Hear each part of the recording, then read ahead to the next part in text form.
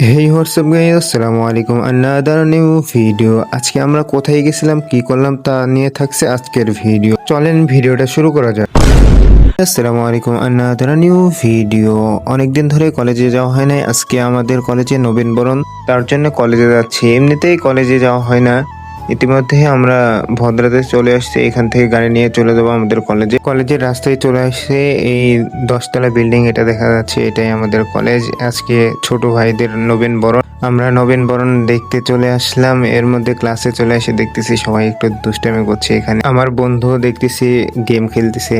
আমি বলতেছি গেম খেলতেছে কেন, আবার মোবাইল। এখানে ক্লাসে আর বসে থাকতে ভালো লাগে না, তার জন্য উপরে ক্যান্টিনে চলে আসলাম। ক্যান্টিনে এসে দেখতেছি সবাইরে, নতুন ছাত্রদের সবাইরে বেস্টাই দিতেছে।